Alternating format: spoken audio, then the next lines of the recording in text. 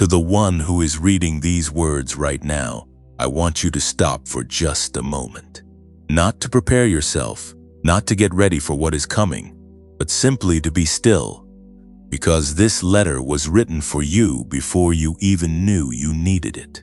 I do not know your name, but I know the weight you have been carrying. I know the specific kind of tired that does not go away after a night of sleep. I know the kind of faith that has been stretched so thin that some mornings you wake up and you are not even sure you believe anymore. And yet something in you keeps showing up, keeps returning, keeps finding its way back to the place where heaven speaks. That something is not habit. That something is not desperation. That something is obedience. And it is the most powerful force in your life right now. This letter is not for everyone. It is not a general message broadcast into the atmosphere hoping someone catches it. This letter is specific. It was written for the person who has done the right thing when no one was watching. It was written for the person who said yes to God when everything around them was saying that yes would cost too much. It was written for the one who stayed in the assignment when leaving would have been so much easier, so much more comfortable, so much less painful. If that is you, then I need you to understand something before we go any further. The gates of heaven did not open for you because you were perfect. They did not open because you never doubted or never stumbled or never cried out in the dark, asking why it was taking so long.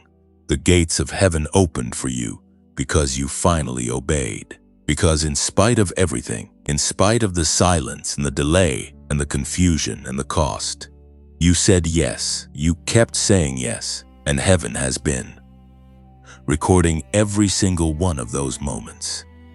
Now I want to ask you something, and I want you to sit with the question before you move forward. Have you noticed that something is different lately? Not dramatically different, not in a way that anyone around you has pointed out, but different in a quiet, almost invisible way. There is something shifting in you, and I believe you have already felt it.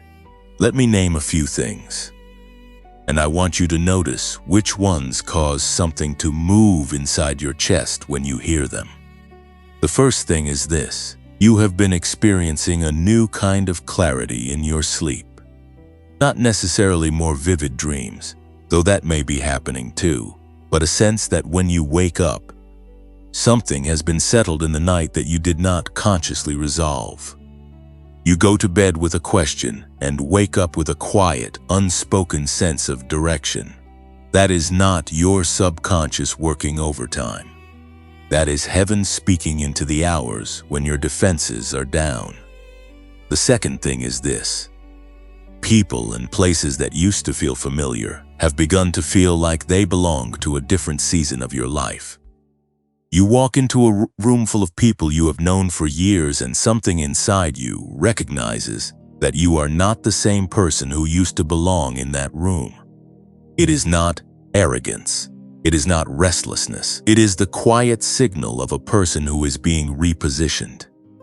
The third thing is this: you have felt an unusual and unexplainable urgency lately. Not panic, but a deep inner pull towards something you cannot fully name yet. Like a compass that is beginning to settle after years of spinning. Like something inside you is finally pointing north, and you are not sure where north leads, but you know that following it matters more now than it ever has before.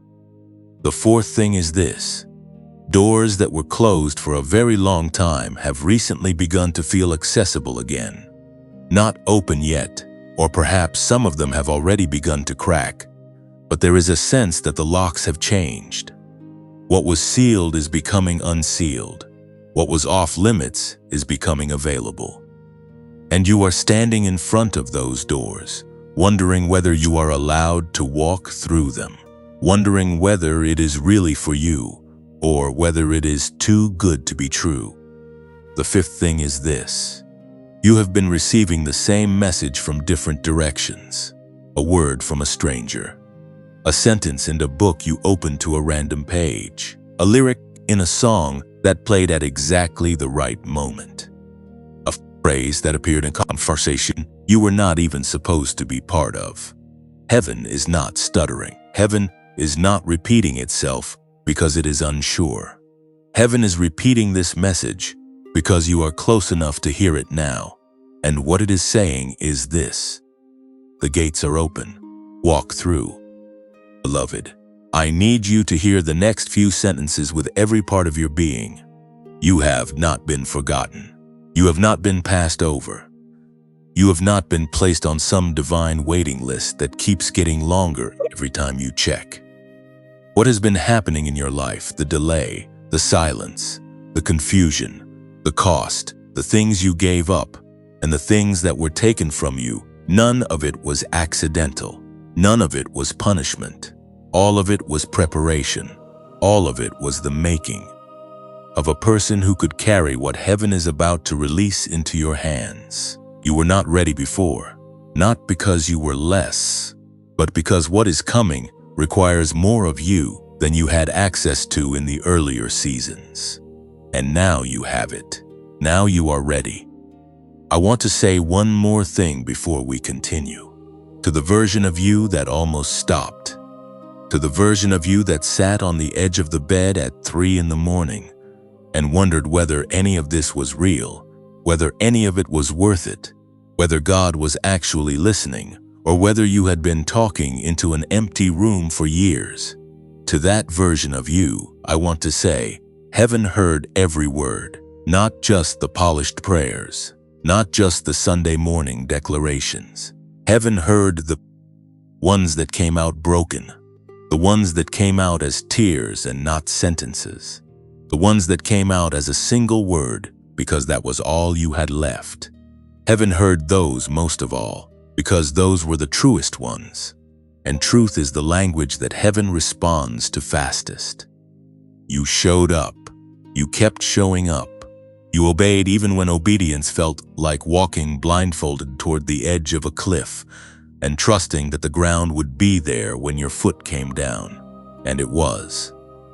It always was. And now you are standing in a new place, a place you could not have reached by any other road, a place that was always meant for you but could only be entered through the door of obedience.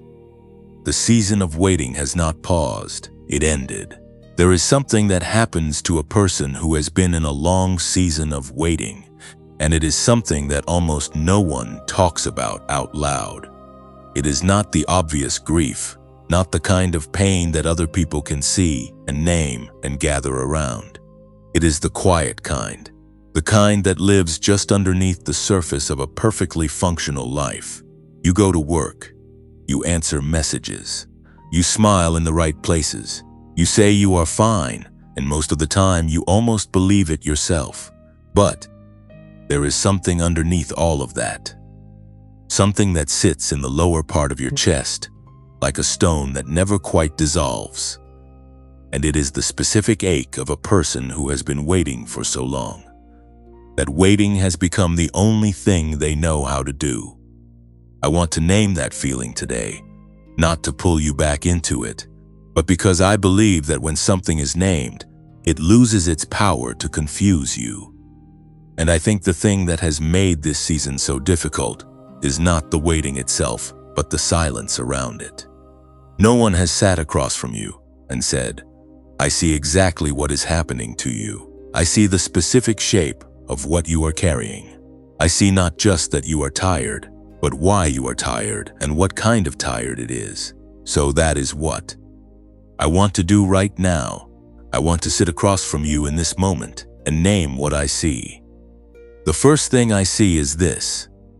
There has been a wave of sadness moving through you lately, and it is not attached to anything you can point to on a calendar. It does not come on anniversaries or holidays or the obvious moments when grief is expected.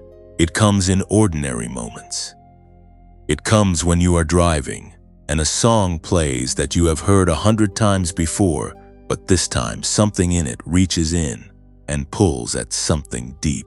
It comes when you are standing in the grocery store and you look around, and for a moment, you feel strangely outside of your own life, like you are watching it from a small distance, wondering when the part begins where things start to feel the way you always believed they would feel. That sadness is not a sign that something is wrong with you. That sadness is the ache of a soul that knows it was made for more and has not yet seen the fullness of that more arrive. It is a holy ache. It is the ache of a person who is almost there. The second thing I see is this. There are certain people and certain places in your life that have recently begun to feel heavier than they used to. Not in a dramatic way, not in a way you could explain to someone else without sounding unkind. But you walk into rooms that used to feel like home, and something in you registers a low, quiet signal that says this is no longer where you belong. You sit across from people you have loved for years, and you notice that the conversation does not reach the place in you that needs to be reached. And you feel guilty about that, because these are good people. These are people who love you, and you do not want to be ungrateful or distant or difficult. But what is happening is not disloyalty. What is happening is a divine repositioning. Heaven is not asking you to abandon anyone. Heaven is simply asking you to recognize that not every relationship was built for every season. And the shift you are feeling is not the end of love. It is the beginning of alignment. The third thing I see is this. You have had a recurring sense, not always in sleep, sometimes in the in-between moments of waking and dreaming, of standing in front of a door that will not open. You can see the outline of it. You can feel that something is on the other side. But your hand reaches for the handle and nothing moves. And you wake up, or you come back to yourself with that image still sitting behind your eyes. I want to tell you what that door is. It is not a door that is locked against you. It is a door that is being prepared for you. There is a difference. A locked door keeps you out permanently. A door being prepared keeps you waiting temporarily. Not because you are unwelcome on the other side, but because the room on the other side is still being arranged to receive you. The dream is not a warning. The dream is a preview. The fourth thing I see is this. You have been receiving the same message from multiple directions, and it is making you pay attention. A word spoken in a conversation you were barely part of. A passage that appeared at the exact right moment. A phrase repeated by different people who do not know each other, who could not have coordinated this, and yet they are all saying variations of the same thing. I want you to understand what is happening when that occurs. Heaven does not repeat itself because the message failed the first time. Heaven repeats itself because you are now in the frequency to receive it. You have arrived at the place in your journey where the signal is strong enough to reach you. And what is being said through all of those different mouths and moments is the same thing this letter is saying to you now. You are positioned. You are ready. The gates are open. Now I want to speak directly to some of the pain that none of these four signs quite captures on their own. I want to speak to the insomnia, the specific kind that is not about caffeines or screen time, but about a mind that cannot stop rehearsing the questions that have no answers yet.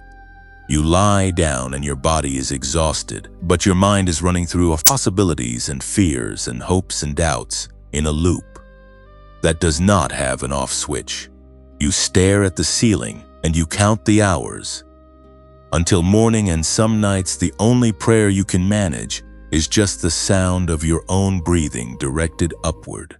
I see that.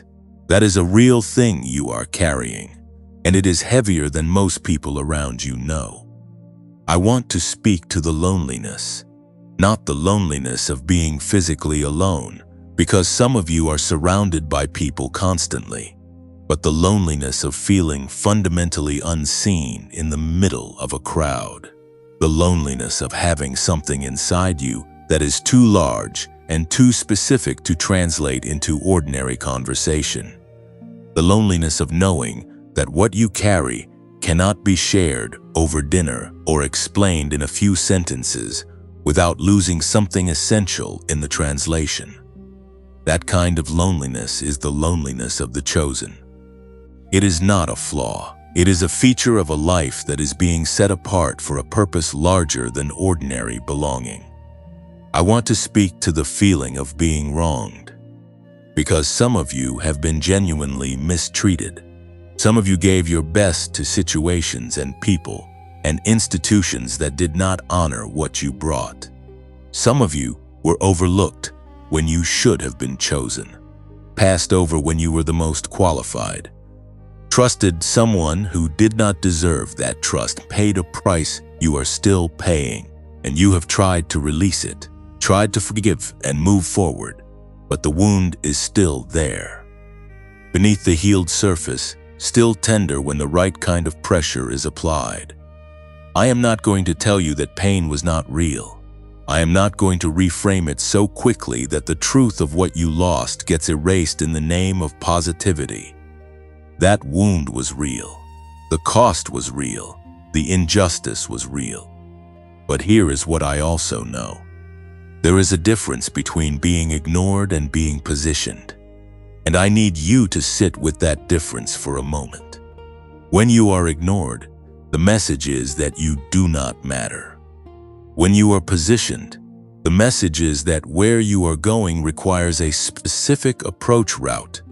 And sometimes that approach route looks like being passed over, looks like being held back, looks like being overlooked by the very people and systems you hoped would recognize you. The ones who ignored you were not in charge of your destiny. They were simply not the ones assigned to open your door. And their oversight did not delay what heaven ordained. It only redirected the path. You were not abandoned in that season. You were protected from arriving too early. Because arriving too early, before the room is ready, before you are ready, before the right people are in position, can cost you more than the waiting ever did. Heaven knows the timing. Heaven knows what you are walking into. And heaven in its protection sometimes holds you back from a door that looked good from the outside, but would have broken something essential in you if you had walked through it before you were fully formed. So here is what I want you to receive right now. You are not behind. You are not damaged. You are not someone whose time has passed or whose window has closed. You are someone who has been positioned with precision by a God who does not make mistakes in scheduling. The very things that made you feel most overlooked were the things that were keeping you in the exact coordinates where heaven could find you when the moment arrived. And the moment has arrived. If you have read this far and something in these words has reached that quiet place inside you that rarely gets touched, I want to ask you to do one thing. Type the words "I see it" in the comments right now. Not for me. Type it for yourself, because there is something that happens when you name what is true out loud, even in writing, even in a comment section. It becomes real in a new way. It moves from the invisible space inside you into the world, and that movement matters. That is an act of agreement with what heaven is saying about your life right now. And if this message has met you in a place where you have been needing to be met for a long time, I want to gently invite you to consider supporting this work. Not because I need something from you, but because messages like this one cost something to create, cost something to send out into the world. And there are thousands of people in the same season you are in right now who have not yet found the words that name what they are carrying. When you give, even a small amount, you are not just supporting a channel. You are sending this letter forward to the next person who is lying awake at 3 in the morning, with no one to tell them that what they are feeling has a name, and the name is not abandoned. The name is positioned. If you feel moved to give, There is a way to do that in the description below, and whatever you are able to offer is received with genuine gratitude. And if giving is not where you are right now, that is completely understood. What matters most is that you are here. Like this message so it can reach someone else who needs it. Share it with one person in your life who is in a waiting season and does not know yet that the wait is ending. Subscribe so that the next letter finds you before you have to go looking for it. You are seen here, fully and specifically seen. You have been seen and you have been named, and now I want to give you something to do with what you are feeling. Because I know how it is when a message reaches the deep place inside you and stirs something real, and then the moment passes and you return to your ordinary day, and the stirring fades, and by Thursday, you are not entirely sure whether anything actually changed or whether you just felt something for a little while and then went back to the same life. I do not want that to happen to you today. I do not want this to be another message that moved you temporarily and then dissolved into the background noise of your week. So I want to give you something specific, something concrete, something you can actually do today, not next week, not when your life is more organized, or your schedule is more open, or your circumstances are more favorable, but today, in the life you are actually living right now with all its imperfections and interruptions and unresolved questions. What I am about to share with you is not complicated. I want to say that clearly from the beginning, because I know that when people are in a long season of waiting and exhaustion, the last thing they need is another elaborate system that requires perfect conditions and significant willpower, and a version of themselves that does not yet exist. This is not that. This is something simple. This is something that can be practiced in a parked car before you go into work. This can be practiced in the 10 minutes before your family wakes up. This can be practiced in the quiet space between the end of your day and the beginning of sleep. It does not require a special room or special equipment or a particular level of spiritual development. It requires only that you show up, which you have already proven you know how to do, because you are here. The tool I want to introduce you to today I am going to call the practice of sacred return. And the reason I am calling it that is because what it does, at its core, is return you to yourself. Not the self that has been shaped by years of disappointment and waiting and adjustment and survival. Though that self is real and worthy of honor, but it returns you to the self that existed before all of that. The self that heaven sees when it looks at you. The self that carries a frequency, a specific and irreplaceable signal that was placed inside you before you were born and has never been removed, not by any of the years, not by any of the losses, not by any of the seasons when it felt like nothing was moving and nothing would ever move again. That frequency is still in you. It has never left. But when we are deep in survival mode, when we are running on empty and managing pain and navigating disappointment day after day, that frequency gets buried under the noise. And the practice of sacred return is about clearing enough of the noise that you can hear it again. Not permanently, not all at once, but in small, consistent, intentional moments that accumulate over time into something transformative. There are 3 steps to this practice, and I want to walk you through each one slowly and carefully, so that when you put this down, you know exactly what to do. The first step is what I call the gratitude of the averted. Most people are familiar with gratitude practices, and many of them focus on what you have, what is present, what is good and visible in your life right now. And that kind of gratitude is real and valuable. But the gratitude of the averted goes somewhere different. It asks you to remember something that did not happen to you, something that could have happened, something that was heading toward you and then turned. a relationship that looked like the right one, but would have broken you if it had continued. An opportunity that seemed perfect from the outside, but would have taken you in entirely the wrong direction. A moment where something could have gone very badly, and somehow, without your full understanding of why, it did not. I want you to sit for a moment and let one of those things rise to the surface of your memory. Do not force it. Do not reach for the most dramatic example. Just let something come.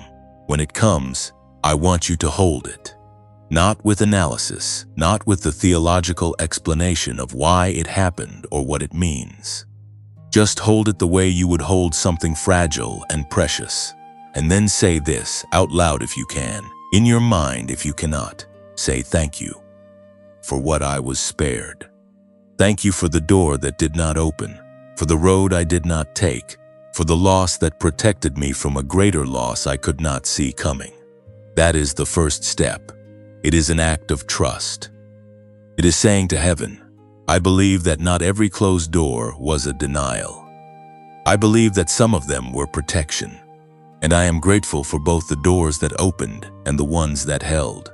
That practice, done with genuine intention, begins to shift something in the nervous system. It begins to move you out of the posture of lack, the posture of what I do not have, and what has not come, and what is still missing, and into the posture of stewardship, the posture of someone who is beginning to recognize that they have already been cared for in ways they did not fully see at the time.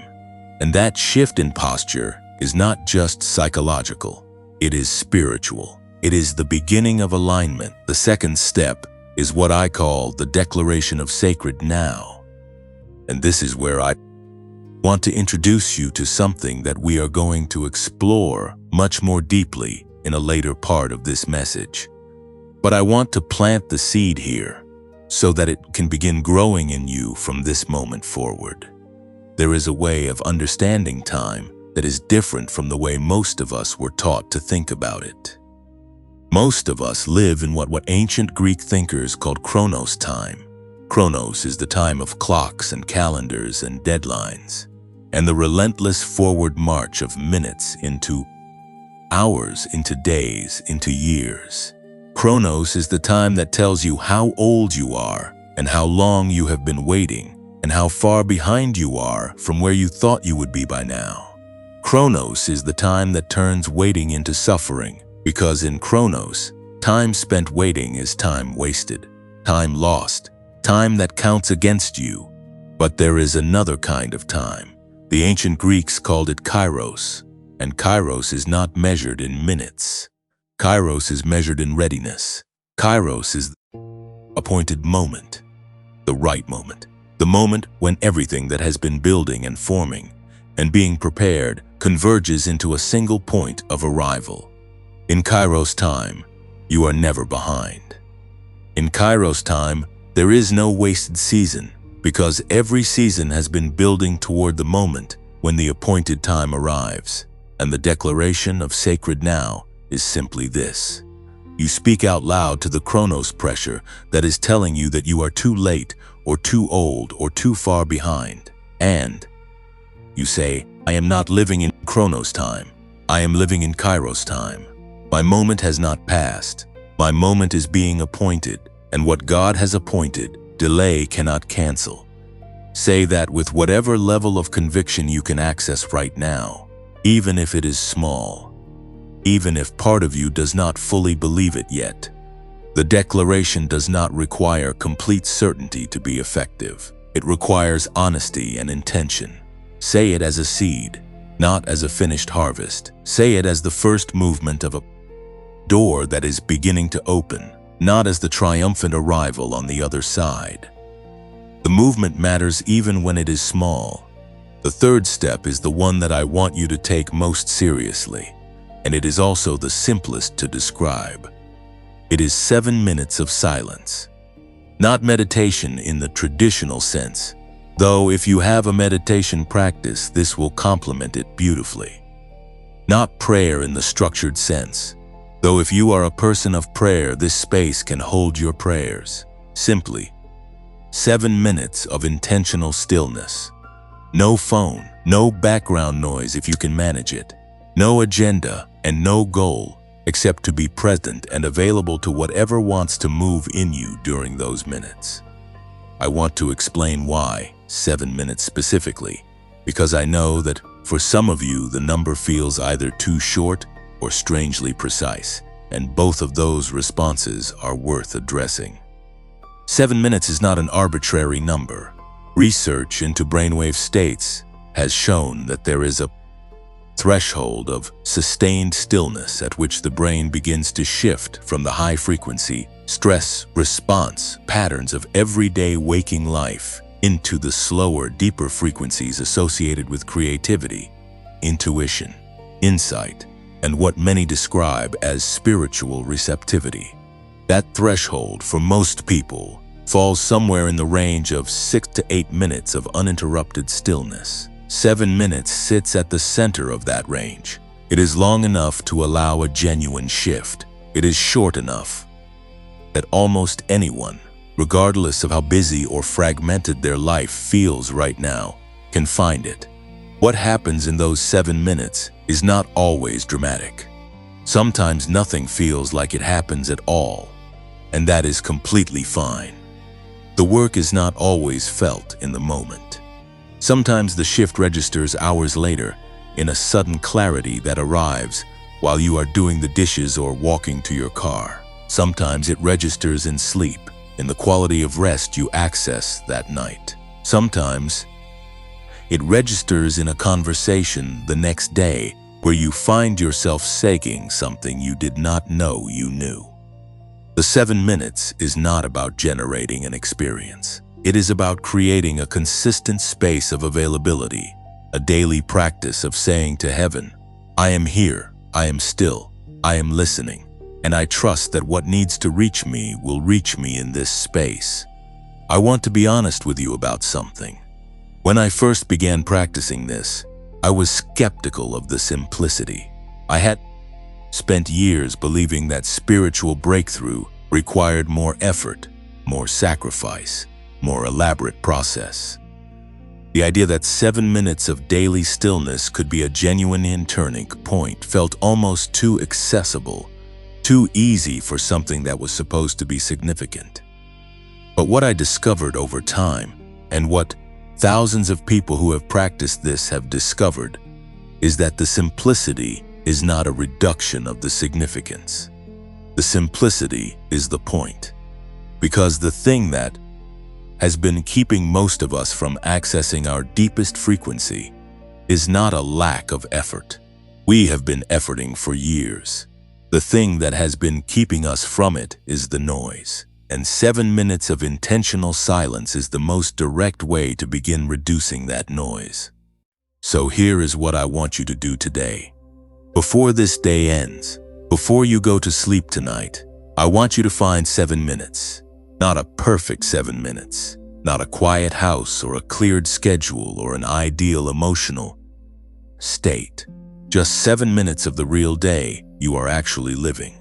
Sit down, take one deliberate breath, do the gratitude of the averted, letting one protected moment rise and holding it with thanks. Speak the declaration of sacred now, even quietly, even if it feels unfamiliar in your mouth. And then simply be still for 7 minutes, not forcing anything, not trying to feel something, just available, just present, just showing up one more time in the simple, powerful, heaven-honoring act of obedience that has already brought you this far, because that is what this entire journey has been.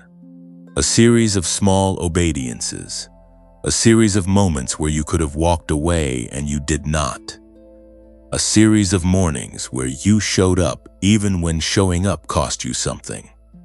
And each one of those moments has been building towards something. Each one has been a thread in a rope that is now strong enough to hold the weight of what heaven is about to place in your hands. We are going to talk about what that is very soon. But for now, do the practice. Today, 7 minutes. It is the beginning of something that you will one day look back on and recognize as the moment when everything started to change. You have just been given a practice, and I want you to hold on to it, because what I am about to share with you now is going to give that practice a deeper foundation than you may have expected.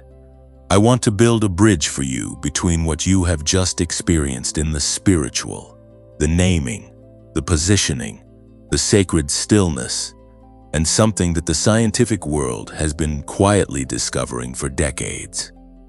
Something that connects the language of heaven to the language of the human brain in a way that is going to make everything we have been talking about feel not just spiritually true, but physically real, verifiable, and available to you in a concrete and immediate way. Here is where I want to begin.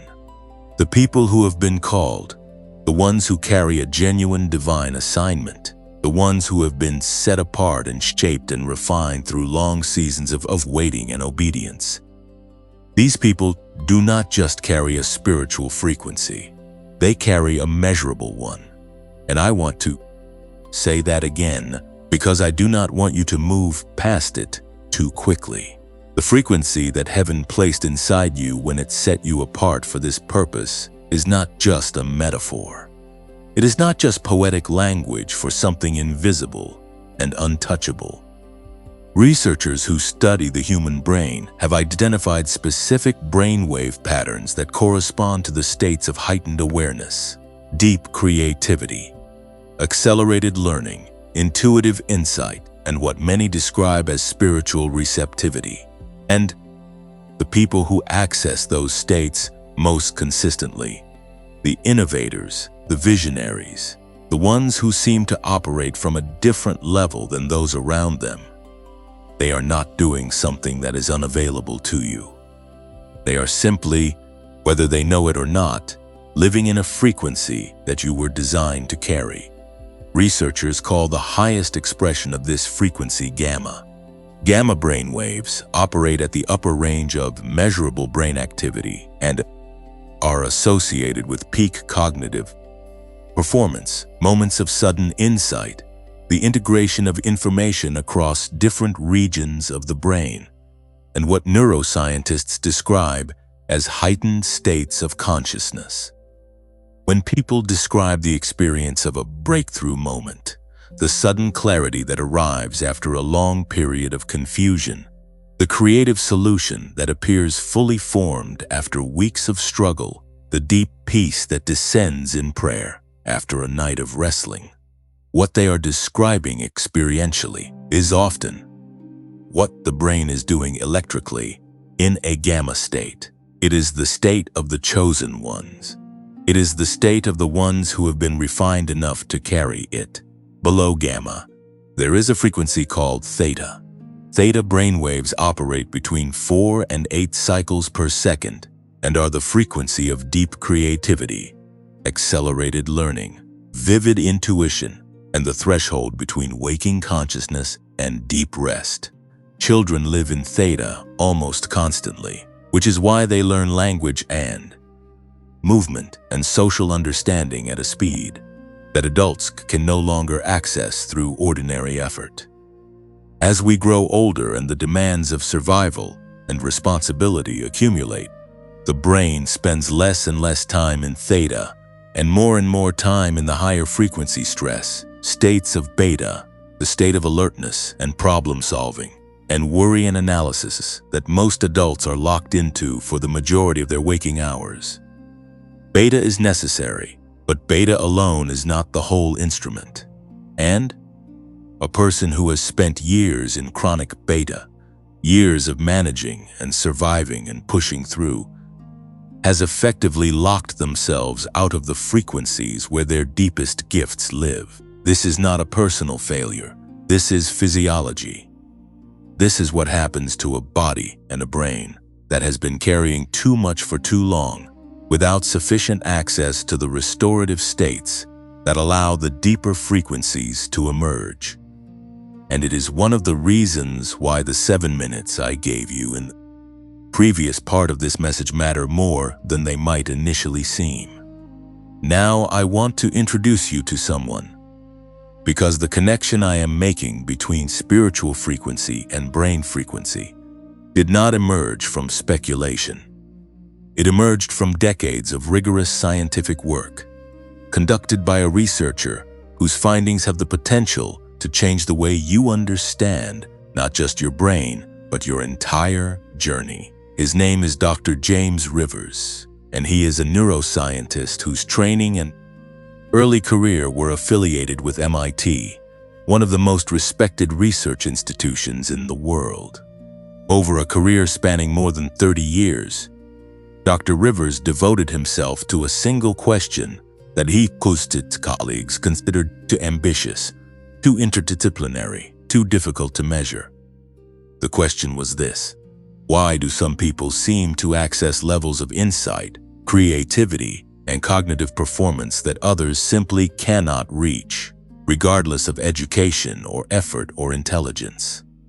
What is the actual mechanism behind the difference between a person who operates in ordinary human capacity and a person who operates in what can only be described as exceptional human capacity? What Dr. Rivers found through thousands of hours of research involving brain imaging, frequency measurement, and longitudinal studies of human performance was that the difference was not primarily genetic.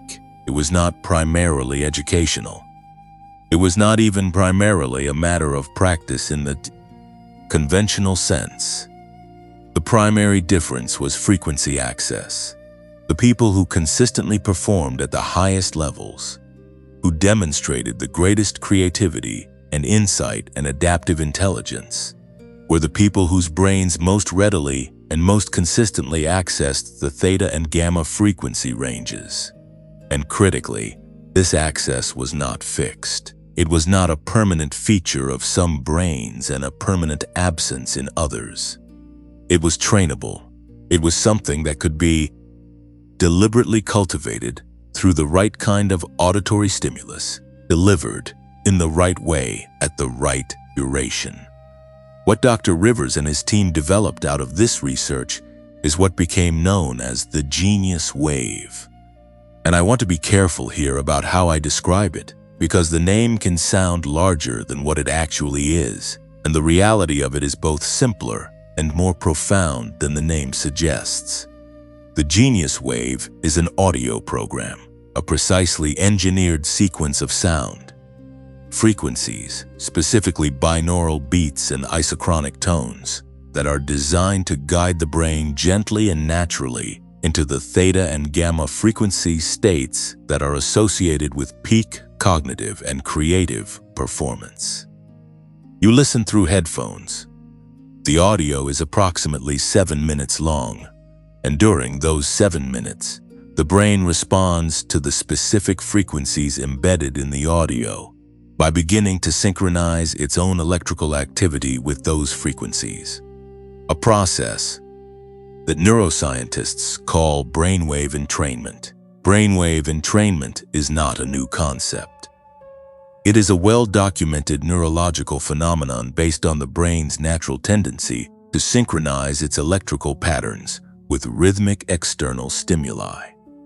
When you hear a drum beat, your brain begins to match its rhythm.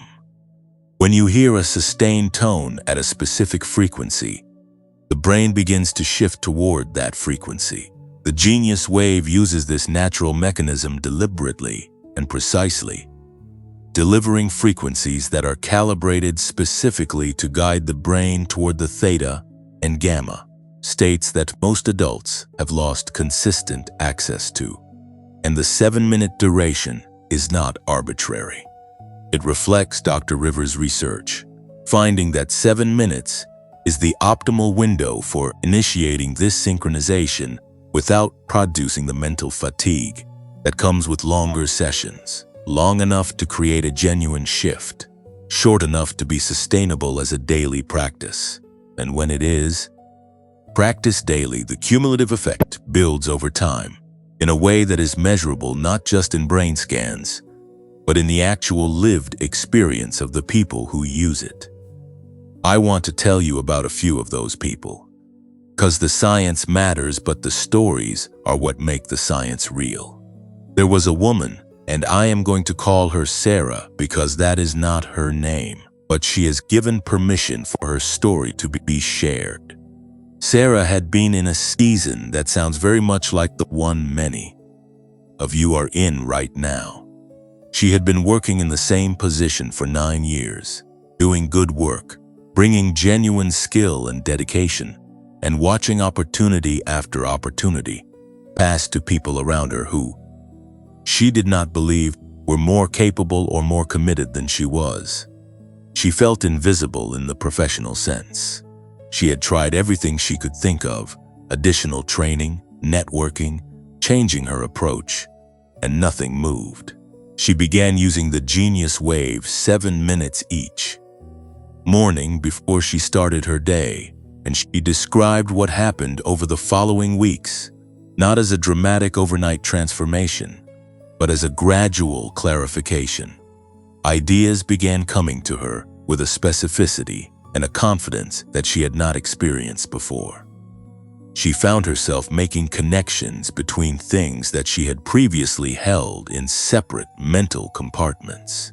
And within 3 months, she was offered a position she had not applied for by someone who had noticed a presentation she gave that she herself had not considered especially significant.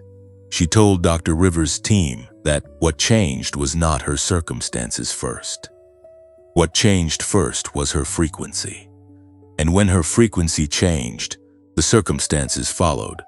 There was a man I want to tell you about, and I will call him Marcus.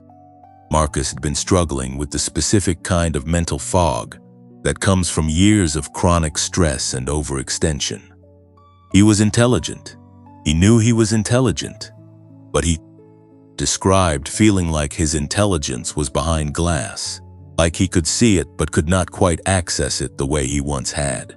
He began the Genius Wave practice somewhat skeptically, he said, mostly because a friend had recommended it, and he respected the friend enough to try. After 2 weeks of daily practice, he noticed that the fog was lifting not completely and not immediately, but in the way that a morning clears, gradually, and then all at once. After 6 weeks, he described his thinking as the sharpest it had been in a decade. Now I want to speak to the part of you that is already forming an objection, because I know it is there and I respect it enough to address it directly.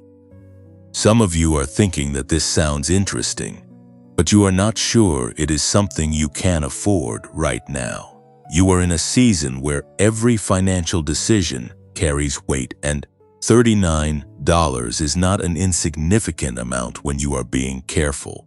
And I want to say to you, that feeling is completely valid, and I am not going to dismiss it or talk past it. $39 is real money. The question I want to gently offer is this: what is 1 month of clarity worth to you? What is the value of 7 minutes a day that begins to return you to the frequency of your own deepest capacity? Only you can answer that. But I want you to have all the information before you decide. The Genius Wave is normally priced at $49. Through the link in the pinned comment below this video, you can access it today for just $39. That price is available for a limited time and for a limited number of people because the reduced pricing is part of an outreach initiative that Dr. Rivers' team has made available specifically through this channel and a small number of similar platforms. When that allocation is filled, the price returns to $49. The program comes with a full 90-day money-back guarantee, which means that if you practice it daily for 3 months and you do not experience a meaningful shift in your mental clarity, your creativity, your capacity for insight and focused thought, you can request a complete refund with no questions asked. There is no risk in trying. There is only the risk of not trying, which is the risk of remaining in the frequency of survival when the frequency of your calling is available to you right now. I also want to say this clearly and directly. There are imitation products that use similar language and similar concepts, but are not the genius wave and do not carry the same research foundation or the same guarantee. Please purchase only through the single link in the pinned comment below this video.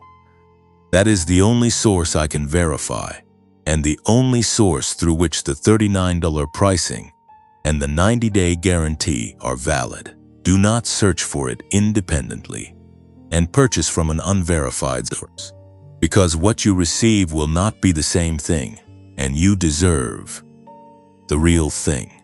If you have been in a long season of waiting and you have been wondering why your best effort does not seem to produce the results that your capacity should be generating, it may not be a question of effort at all. It may be a question of frequency, and frequency is something that can change. Starting with 7 minutes, starting today. Before we move forward, I need to stay here for a moment.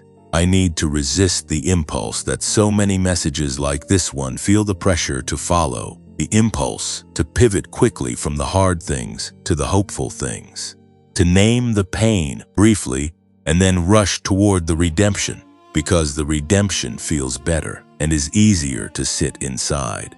I am not going to do that to you. Not here. Not in this part of the message, because I believe that one of the reasons so many people in long seasons of waiting feel quietly unseen, even by the messages that are supposed to be for them, is that those messages acknowledge the difficulty for 30 seconds and then spend the next 10 minutes talking about the breakthrough. And the person listening thinks, yes, but you do not actually know what I lost. You named it, but you did not stay with it. You pointed at it from a distance and then moved on. And I want to do something different. I want to stay. So, let me say this plainly and without decoration. The years of waiting took something from you, not metaphorically, not in a way that can be immediately reframed into a lesson or a preparation or a divine strategy. Literally and specifically, there are things that are gone that are not coming back in the form they would have taken if the timing had been different. And that loss is real, and it deserves to be named with the same directness that we name the blessings. Let me name some of what was taken, because I think you have been carrying these losses without permission to call them losses, without the language that acknowledges them for what they are.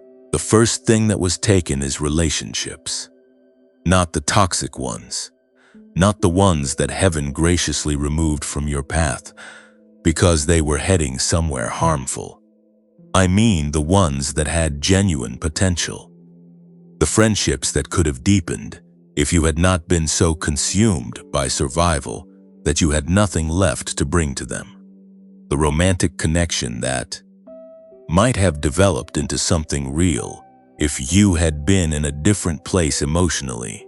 If you had not been so worn down by the waiting that you could not show up as the fullest version of yourself, the family bonds that could have been nurtured if your mental and emotional energy had not been so completely occupied by the internal work of simply holding yourself together. You did not choose to be unavailable to those relationships. You were using everything you had just to stay upright. But the cost was real. Some of those connections did not survive the distance. Some of them moved on without you. And there is grief in that which deserves acknowledgement before it is absorbed into the narrative of everything working together for good. The second thing that was taken is time in your career or your purpose, or whatever name you give to the thing you were placed here to do. There are things you could have built by now. There is ground you could have covered.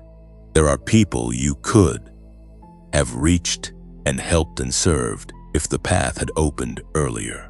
You watch people around you who started at the same place you did, who had access to the same raw material, and they are further down the road, not because they are more gifted, not because they were more deserving, but because the road opened for them at a different time, and they walked it when it opened.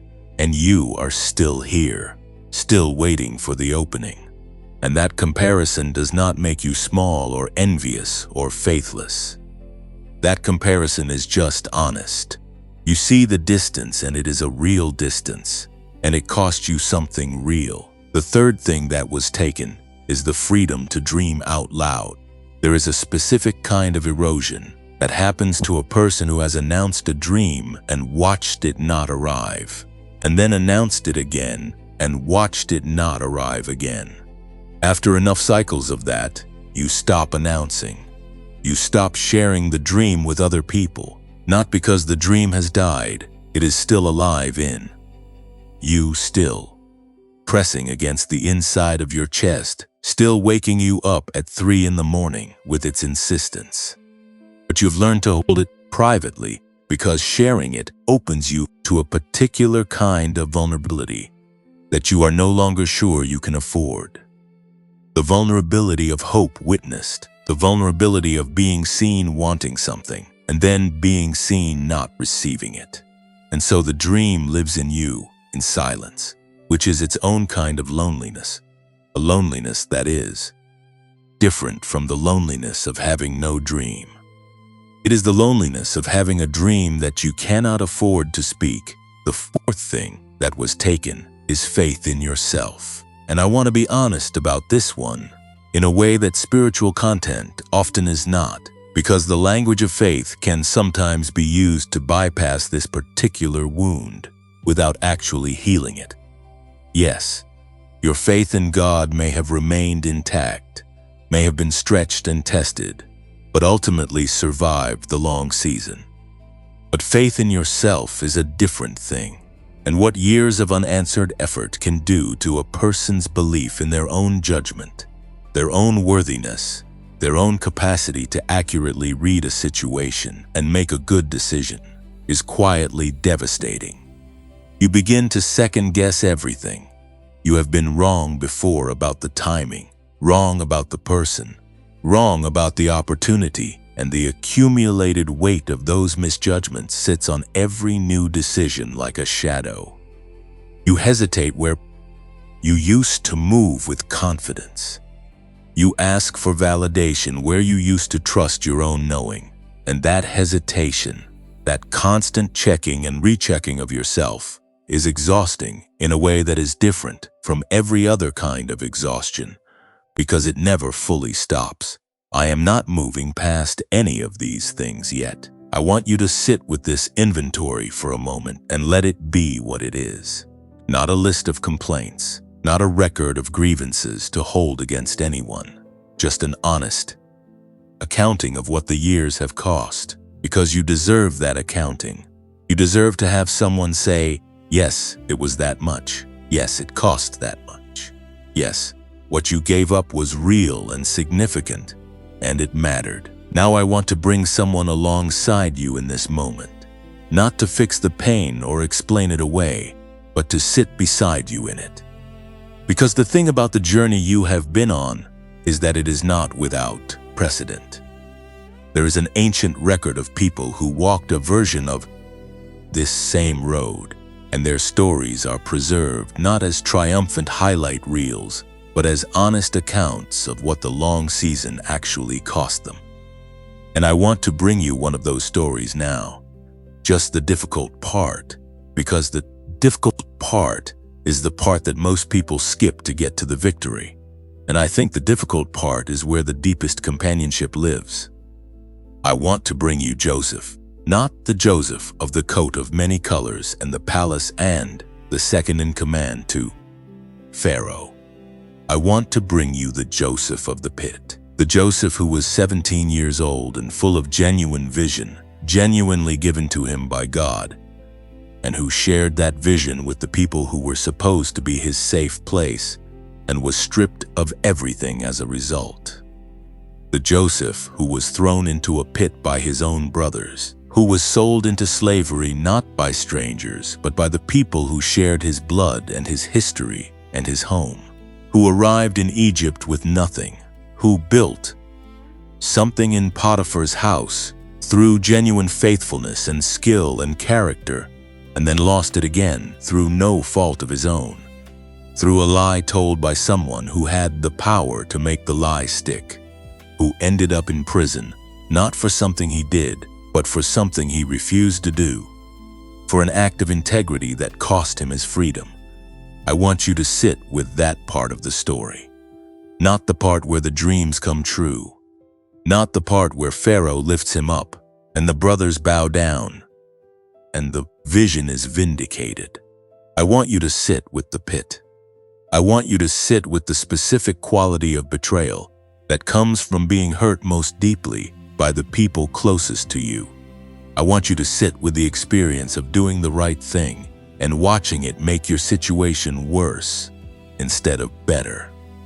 I want you to sit with the years in that prison, the years of being hidden away from the life you were supposed to be living, the years of watching time pass and wondering whether the vision was real or whether you had been wrong about everything.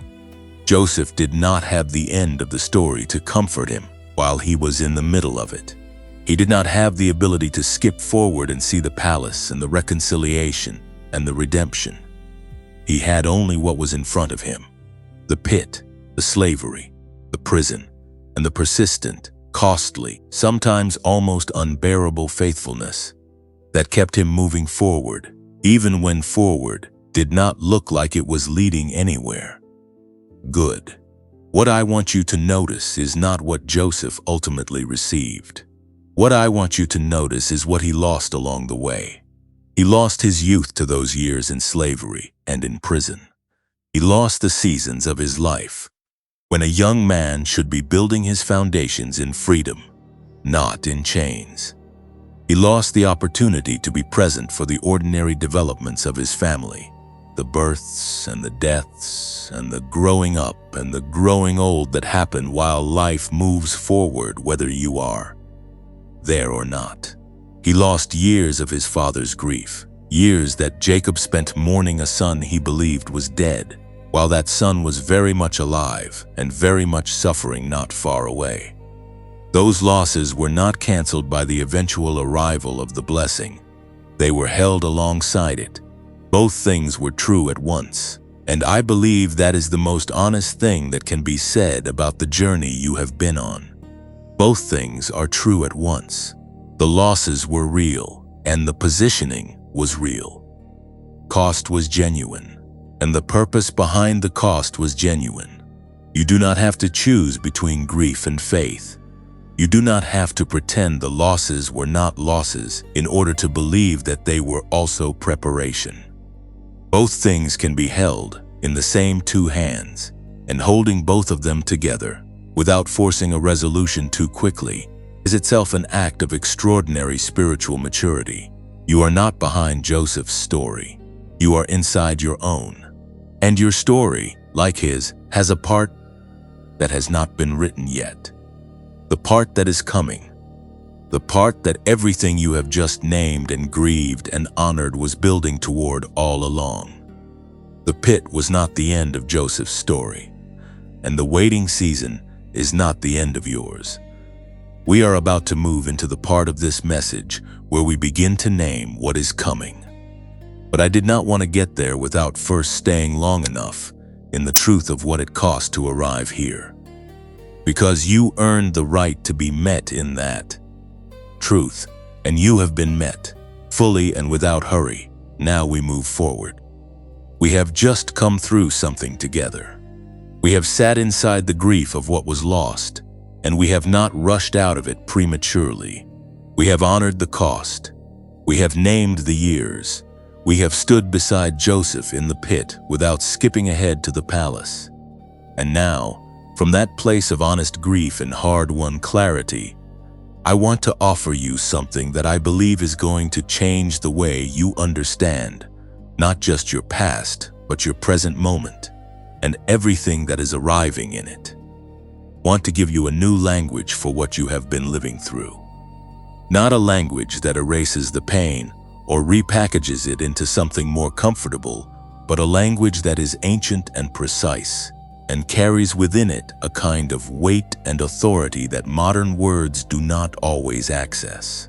Because sometimes the reason we cannot make sense of what we are living is not that our experience is senseless. It is that we are trying to describe something sacred with words that were built for the ordinary, and the ordinary vocabulary keeps falling short. So I want to bring you two concepts today. Two pieces of ancient understanding that I believe will settle something in you that has been unsettled for a long time. Not by explaining away the difficulty, but by naming it with precision so that it finally makes sense in a way that loose reassurance never quite managed to achieve. The first concept is this. There is an ancient understanding drawn from the Hebrew scriptures and carried through centuries of theological reflection called the appointed time. And I want to be careful to explain it in a way that does not make it sound like a theological abstraction, because it is not that. It is one of the most practically grounding ideas available to a person who is in the specific situation you are in right now. The appointed time operates from this premise. There are things in your life, things that heaven has ordained for you, that are not subject to the ordinary laws of cause and effect. They are not primarily responsive to your effort, though your effort is not irrelevant. They are not primarily responsive to your timing, though your readiness matters. They are tethered to a specific moment in time that was set before you were born, a moment that cannot be moved forward by ambition, or pushed backward by delay, or canceled by failure, or forfeited by the wrong choices of other people. They are appointed. And the word appointed carries within it the weight of a sovereign decision that nothing in the human realm has the authority to overturn. Now, I want to say something about this that might feel uncomfortable at first, but that I believe you need to hear. The appointed time does not always arrive when you think it should. In fact, the nature of an appointment is that it is fixed to a specific moment, and that moment is not always the moment you would have chosen if the scheduling had been left to you. You would have chosen earlier. Most of us would have chosen years earlier. We would have chosen the moment when we first asked, or the moment when we felt most ready, or the moment when the window that eventually closed was still open. But the appointed time was not determined by your preference or your petition or even your readiness, as you understood readiness at the time. It was determined by a wisdom that sees not just the moment of arrival, but everything that the arrival needs to move into. Every relationship that needs to be in place. Every internal development that needs to be complete. Every external circumstance that needs to be arranged. Before the appointed thing can land in your life in the form that will actually serve the fullness of your purpose rather than just a partial version of it. Here is what that means for you right now. The years you have been waiting are not evidence that the promise was wrong. They are not evidence that you were passed over or forgotten, or that the appointed thing was given to someone else. They are evidence that the appointed moment had not yet arrived, and that heaven, which sees the appointed moment with perfect clarity, was holding the promise in trust until the coordinates aligned. What I want you to receive with everything in you that is still capable of receiving is this. The coordinates have aligned. What God has ordained, delay cannot cancel, and the appointed time for your life is not a distant point on a horizon you are still walking toward. It is the ground beneath your feet right now. I want to give you the second concept now, and I want you to notice how it builds on the first one in a way that moves from the cosmic to the immediate, from the ordained to the recognizable, from the promise to the doorway through which the promise arrives. The second concept is what I am calling the door season. And this is a concept that appears in various forms across ancient wisdom traditions. but its essence is this. There is a phase in the journey of every person who has been through a genuine season of preparation, a phase that comes after the wilderness, and after the waiting, and after the costly faithfulness, in which doors begin to appear. Not all at once, not with dramatic announcements, but with a quiet and unmistakable quality that the prepared person, and only the prepared person, is able to recognize. I want to say that again, because it is the part that most people miss. The doors of the door season do not announce themselves loudly. They do not come with obvious signage or universal confirmation, or the kind of clarity that requires no faith to walk through. They come with a specific quality of inner resonance, a deep knowing that is difficult to articulate but impossible to mistake once you have been refined enough to feel it. And the reason that only the prepared person can recognize the door is that preparation is precisely what develops the capacity to feel that resonance.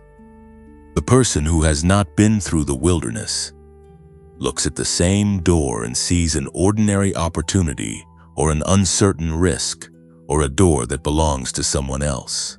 The person who has been through the wilderness looks at that same door and knows, not with the loud certainty of presumption, but with the quiet certainty of alignment. Think about what has been happening in your life in recent weeks and months. Think about the things that have been shifting, the subtle repositioning, the new conversations, the unexpected connections, the ideas that have arrived with a specificity and a confidence that feels different from the ordinary operation of your mind. Think about the sense, which I named earlier in this message, and which I believe you recognized when you heard it, that something is different, that something is moving, that things which were fixed are becoming fluid, and things which were closed are becoming accessible. What you have been sensing is the beginning of your door season. The doors are not fully open yet, or perhaps some of them have already begun to open in ways you have not yet fully recognized, but the season has begun. The preparation is complete. And the doors that are appearing in this season are not random. They are the doors that were built for you, that carry your name, that have been waiting in the exact location where the appointed time and the appointed time in your prepared life were always going to converge. Now I want to address something that the door season almost always produces in the person who is entering it, and it is something that feels counterintuitive, but is actually completely consistent with the nature of genuine divine positioning. The feeling is a mixture of excitement and terror. Not the terror of danger, but the terror of arrival. The terror of standing at the edge of the life you have been praying for, and suddenly realizing that walking through the door means leaving behind the identity of the waiting person, the person who has been defined by their season of holding on, and becoming the person who has arrived. That transition, even when it is the transition you have been longing for, carries within it a grief that nobody talks about, the grief of the waiting season ending, the grief of the person you became in the wilderness, who was forged in ways that mattered deeply, stepping aside to make room for the person you are becoming in the fullness. I want to give you permission to feel both things at once, the readiness and the trembling, the gratitude and the grief, the yes and the quiet, honest, completely understandable. This is larger than I imagined. You do not have to be certain to walk. Certainty is not what the door season requires. What it requires is the same thing that brought you here: obedience. The simple, costly, faithful step forward into what you know is being offered to you, even when the full picture of what lies on the other side has not yet been revealed. There is a passage in the ancient text that has always moved me deeply, and it speaks directly to this moment in your journey. It is the idea found in the book of Habakkuk chapter 2 verse 3. that the vision is yet for an appointed time, and though it may seem slow, it will surely come and will not delay. I want you to sit with the phrase "will not delay."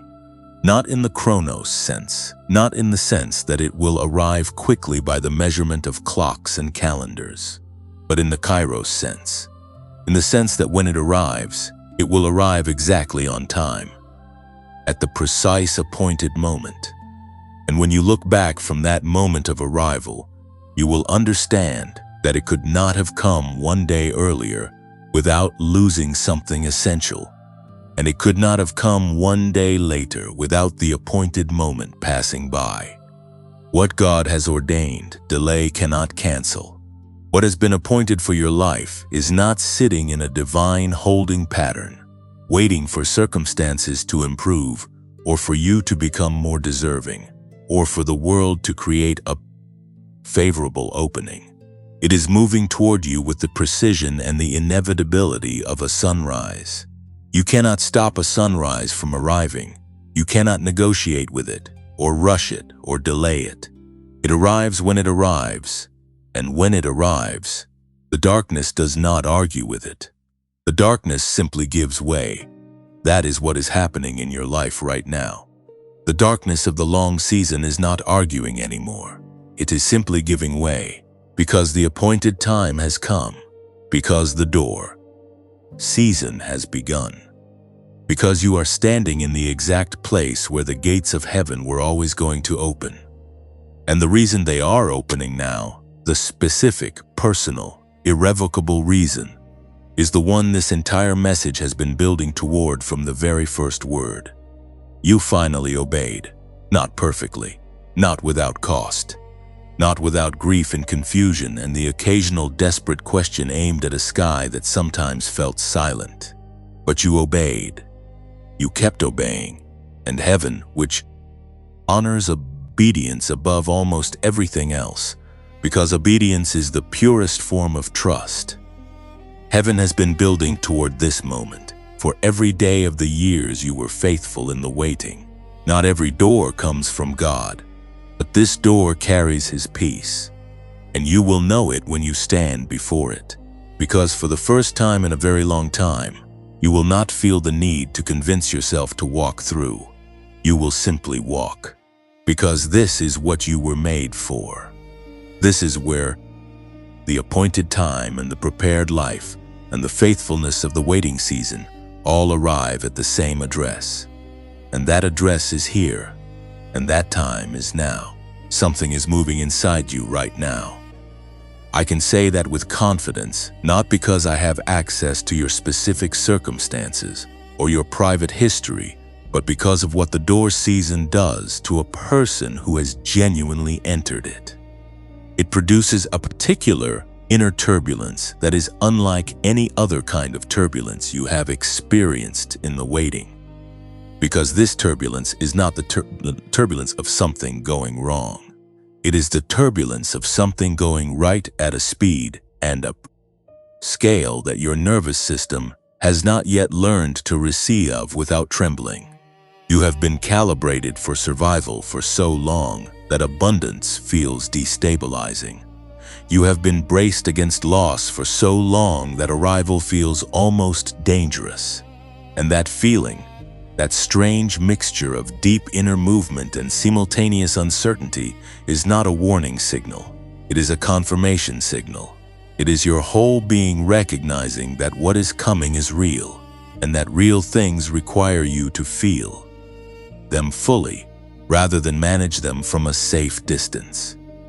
I want to spend this part of our time together being very specific with you about what is moving and what is coming, because I think the language of spiritual breakthrough can sometimes remain so large and so general that it floats above your actual life without ever landing in it. I do not want that. I want what I am about to say to land in the specific, practical, textured reality of the life you are actually living. So I am going to name 3 areas, 3 concrete dimensions of your lived experience in which something is shifting right now. And I am going to describe what that shift is going to feel like from as it happens, because I want you to recognize it when it arrives rather than missing it, because it did not look the way you expected. The first area is your interior landscape, the inner world, the part of you that no one else has direct access to, the part where the real conversation about your life takes place, the part where you decide what things mean and what you believe about yourself and what is possible for you going forward. Something is changing there right now, and it is changing in a specific way. The narrative that has been running in that interior space, the one that has been rehearsing the reasons why things have not worked, and the evidence that maybe you were wrong about yourself, and the quiet fear that perhaps this is simply what your life is going to be. That narrative is losing its authority. Not because you have successfully argued yourself out of it, or because someone has given you convincing counter-evidence, but because something deeper than argument is beginning to assert itself, a knowing that is older than the fear and more fundamental than the doubt, a knowing that says, I was made for more than this, not in the sense of entitlement, but in the sense of genuine divine design. I was placed here with a specific purpose, and that purpose has not expired, and I am about to begin living from it in a way I have not been able to access before. That shift in the interior narrative is not a small thing. It is, in many ways, the most significant thing that can happen to a human being, because the interior narrative is what generates the exterior life. What you believe in that private inner space about who you are and what is possible for you is the seed from which everything visible in your life eventually grows. And when that seed changes, everything that grows from it changes. The relationships you attract, the opportunities you recognize, the decisions you make, the doors you walk through and the ones you walk past, all of it is downstream of the interior narrative.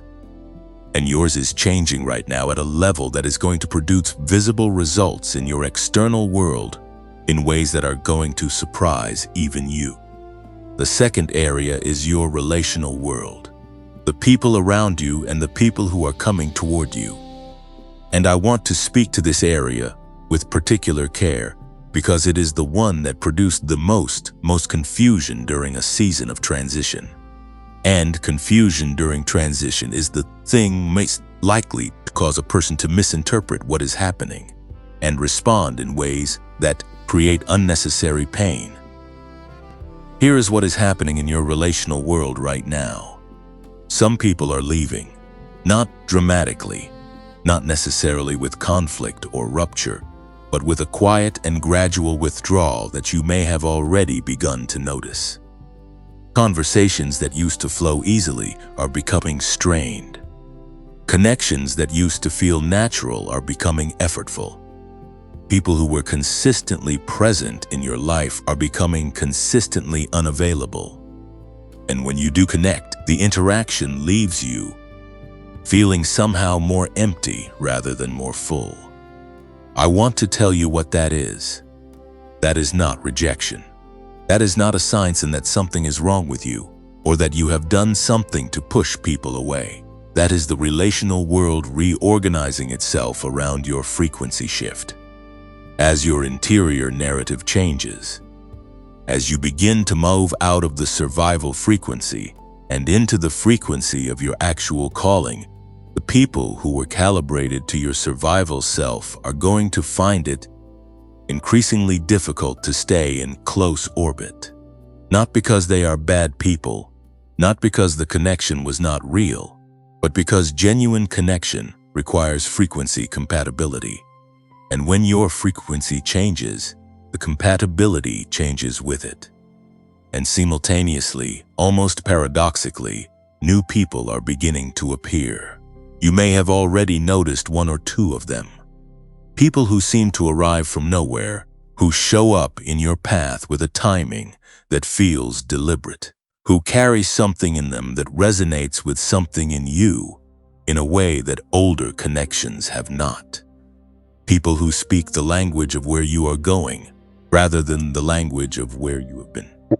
People whose presence energizes rather than drains, who see the version of you that you are becoming, rather than the version of you that the waiting season produced.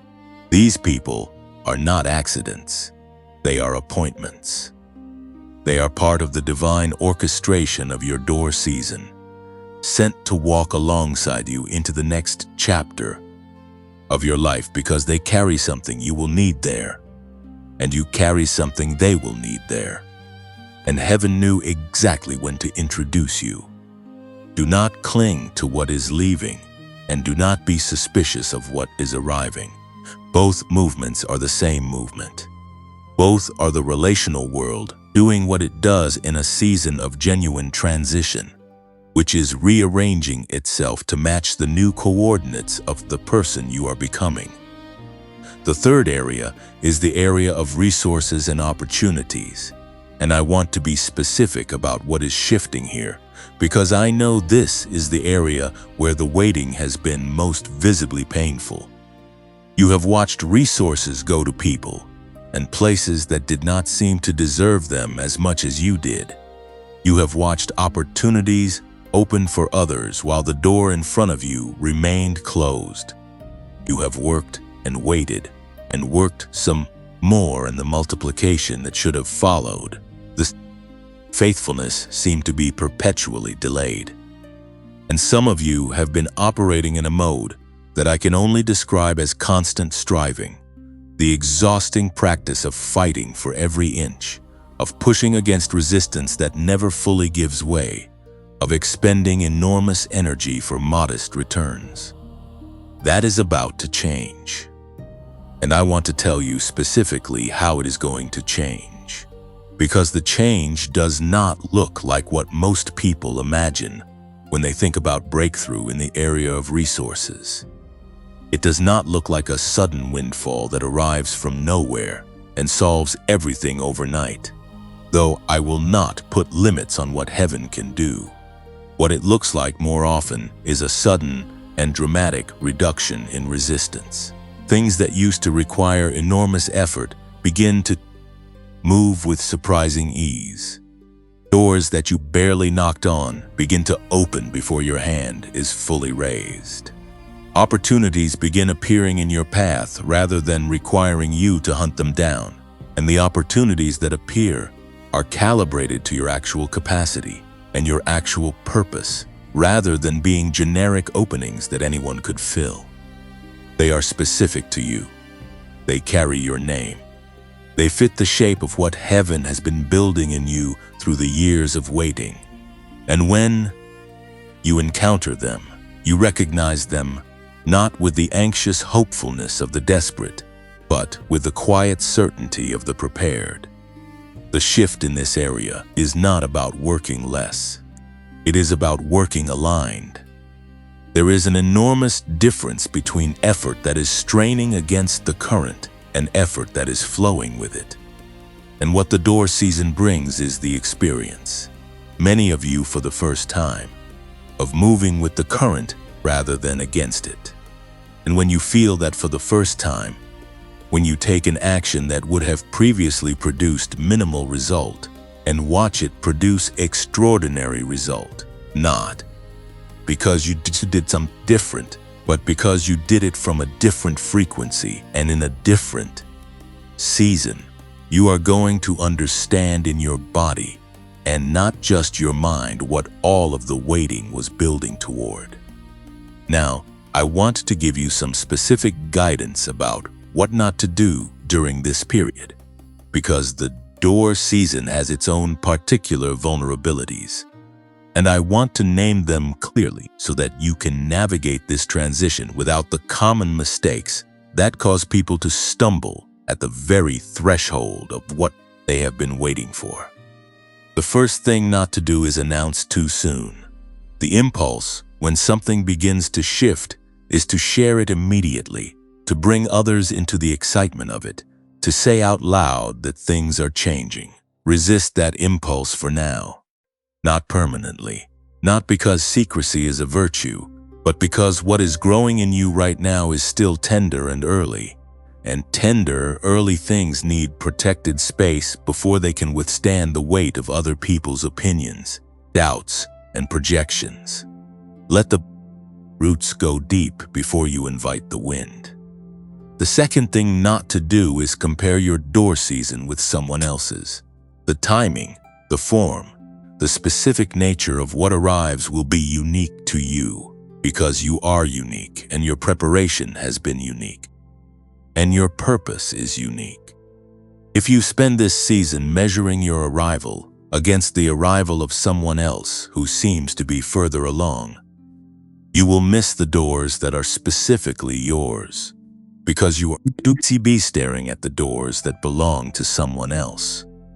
The third thing not to do is shrink back from the size of what is coming, because it is larger than what you feel worthy to receive. Worthiness is not the currency of the door season. Obedience is, and you have paid in that currency abundantly.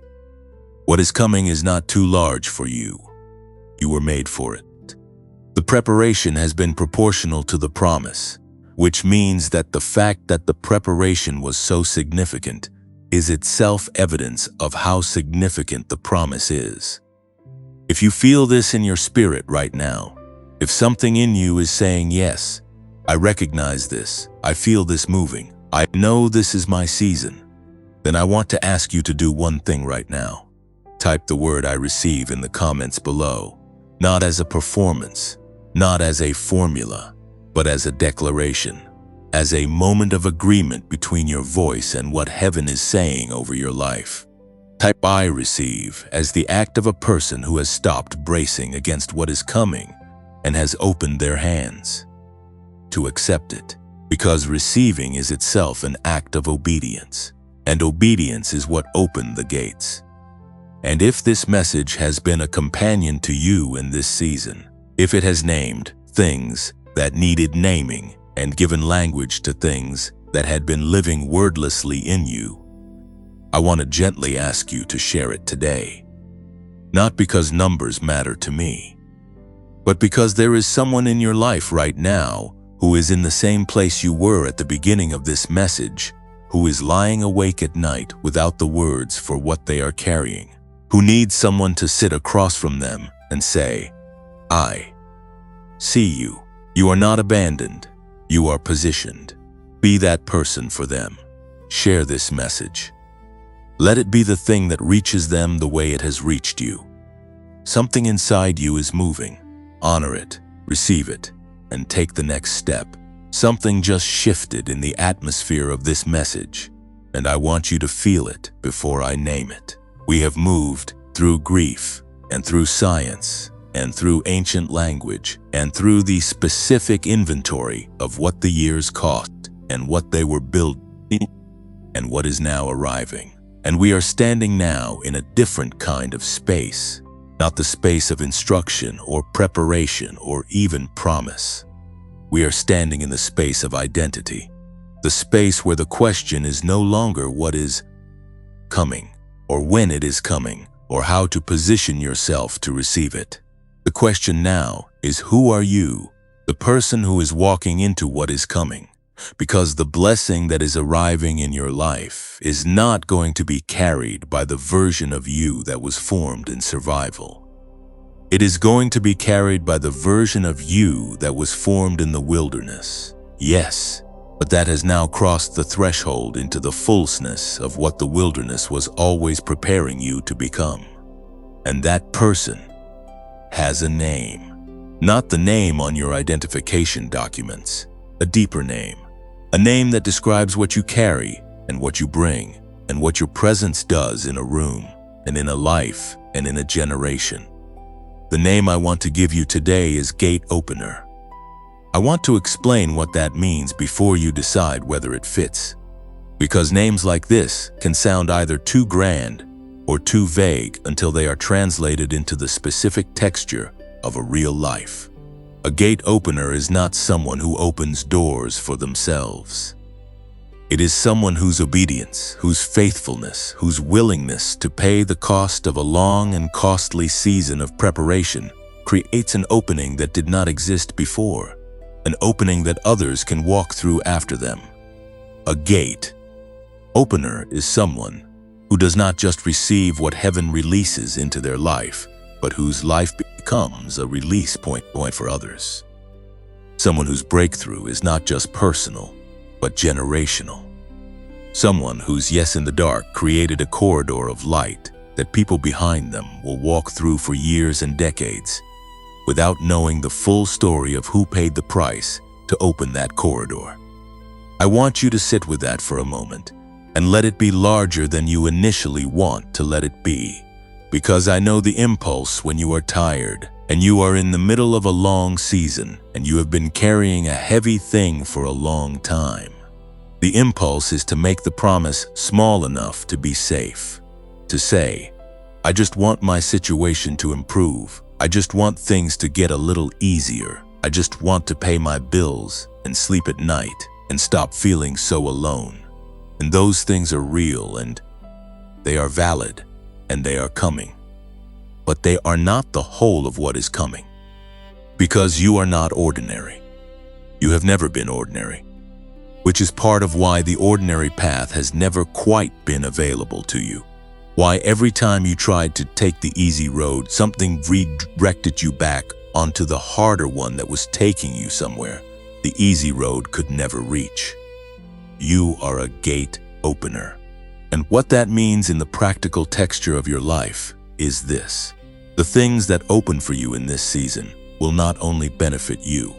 The relationship that arrives will carry healing, not just for you, but for the people who come into contact with the two of you together. The opportunity that opens will not just improve your circumstances, but will create pathways for people around you who would never have found those pathways without your presence. The wisdom you carry, the wisdom that was forged in the wilderness and cannot be acquired any other way, will become a lifeline for people who are earlier in the same journey you have just completed. Your story will become someone else's survival guide.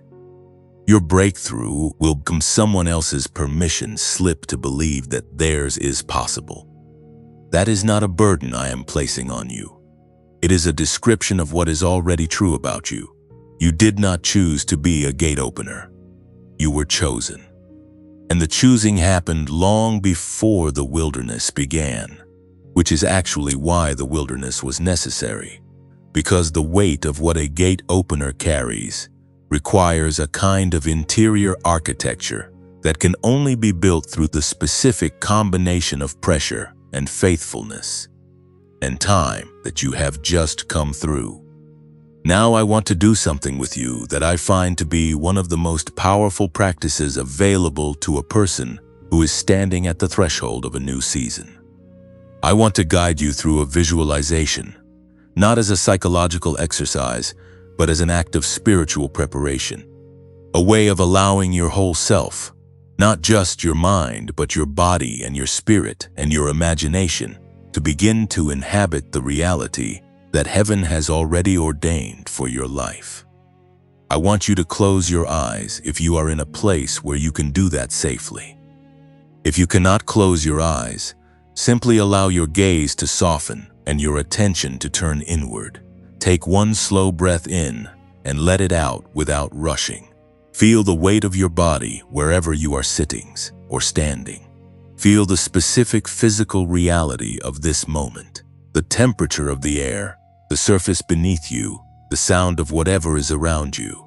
And then, from this grounded and present place, I want to invite your imagination to take you somewhere. Picture yourself standing at a threshold.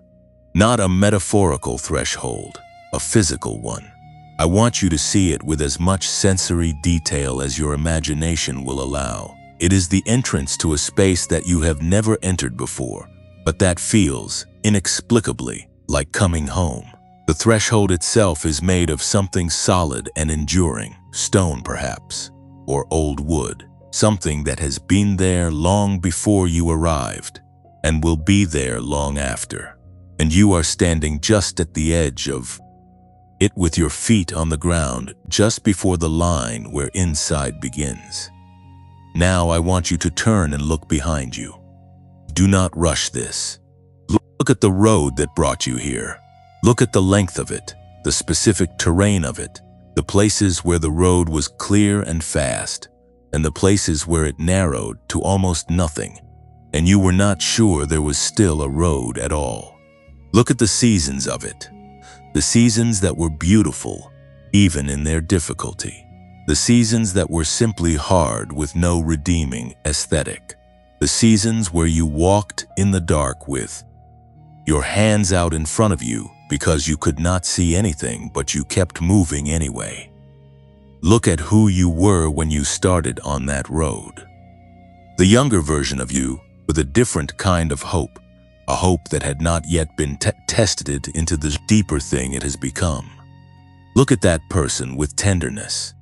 Look at everything they did not know yet, and everything they were going to have to learn the hard way, and the extraordinary, specific, irreplaceable courage it took to keep walking through all of it without knowing where the road was leading.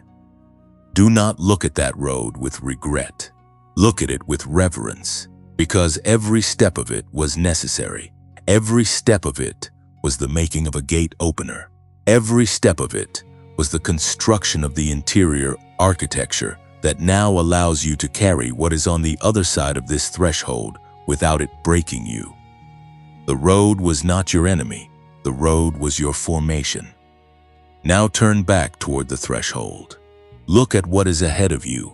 You cannot see the full room yet. You can see the light of it, the quality of the light that is coming from inside. And you can feel the temperature change, the way the air is slightly different just across that line. The way something in your body registers the presence of what is waiting for you there. You do not need to be able to see the full picture. You do not need to understand everything that is on the other side before you take the step. You need only what you already have, which is the obedience that brought you to this threshold in the first place. Now I want you to notice something that I believe will settle something deep in you. You are already standing at the threshold. You did not have to travel to get here. You did not have to earn your way to this doorway.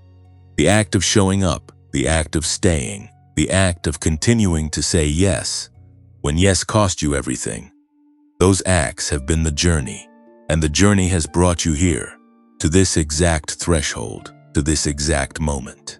You are not almost there. You are not still on your way. You are standing at the line right now, in this moment, conversation between your life and this message and the God who arranged for both of them to meet today. And what I want to say to you from this place, from the threshold where the gate opener stands on the day the gates finally open, is this. You are allowed to walk through. You do not have to wait for more confirmation. You do not have to wait until the doubt is completely gone, or the fear is completely quiet, or the circumstances have arranged themselves into something that looks enough like certainty that the step feels safe. You are allowed to walk through right now with the doubt still present, and the fear still audible, and the circumstances still partially unresolved. Because the step is not made safe by the absence of those things. The step is made sacred by your willingness to take it in spite of them. And so before I release you from this threshold and we continue forward together into the final movements of this message, I want to speak over you a series of short and specific blessings. Receive them however you are able to receive them. Let them land wherever they can land. May you recognize the door that carries God's name when it appears before you, and may you have the courage to walk through it without waiting for universal confirmation. May the relationships that are moving out of your life release with peace, and may the ones that are arriving find in you a person who is finally ready to receive what genuine connection can bring. May your voice, The voice that has been quiet for too long. Find its full register in this new season, and may what it carries reach the ears that heaven has already prepared to hear it. May the grief of the waiting season be honored, and may it also be complete, so that the energy it has been holding is released into the life that is now beginning.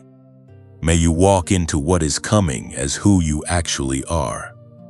Not the managed version, not the survival version, not the version that has learned to make themselves small enough to fit inside spaces that were never meant to hold them.